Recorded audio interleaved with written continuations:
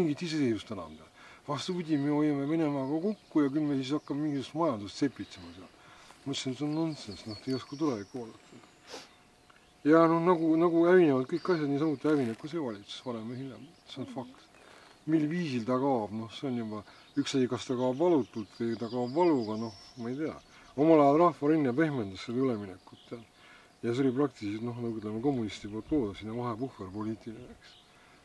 Ja see samuti õnnetu tähendab MRP-AE, kes võttis endale siis selle ERSP funktsiooni, Lagleparek ja teised, nemad olid kohe nõus oma endist ülemuste eest pugema ja saba liputama, sellepärast kogu see värk läkski nii.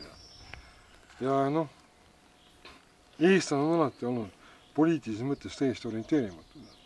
Sest esiteks Päts ja Laidune tegid Eesti rahvaga, mis nad tahtsid, eks ole. Eesti rahvas pole kunagi suutnud olla iseseisvalt otsustada poliitilises elust ja diplomaatiast.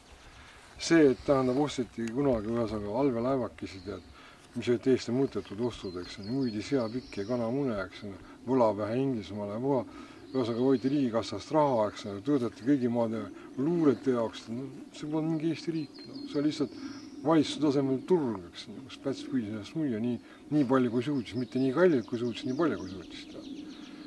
Ja nüüd veel, minu meelest rääkida mingisugust uuest iseseisvust, see on juba hoopis hull, mis praegust toimub. Ja nad võtsid vastu seadused, et sa ei tohi enam midagi öelda, sa ei tohi midagi teha, eks ole.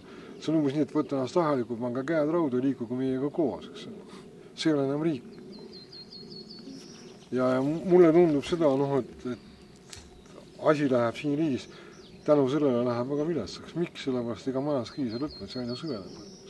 Järgmine kriis, mis peale tuleb, on kohe energiakriis, eks ole. See, kui bensuliiter hakkab maksma näiteks, mitu korda rohkem, see tähendab seda, et kõik kallineb. Ja kuna riik praegust teeb mida, riik ei püüa leida mingisugused vahendid, et võtta, tuua kapitali sisse või laenata, eks on, või luua mingit majandust, riik koorib enda inimesi. See tähendab, et inimesed jäävad aina vaesemaks.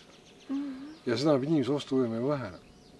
Ja siis, kui kõik kallineb ka veel, siis on nii, et pufaikad seljas nagu nõukogude seisavad vaba Eesti kodanikud küla kõrvast. Nonsense. Ei, ma sellist Eestit ei tahtnud ja ma räägin sellest täiesti julgelt. Mille pärast, sest siis ma ei oleks mina teha. Me paneme imestama see, kus on need endised dissidendid ja vabasõid sõna otseses mõttes, kus on nende silmad ja kõrvad praegu. Miks nemad ei märka seda?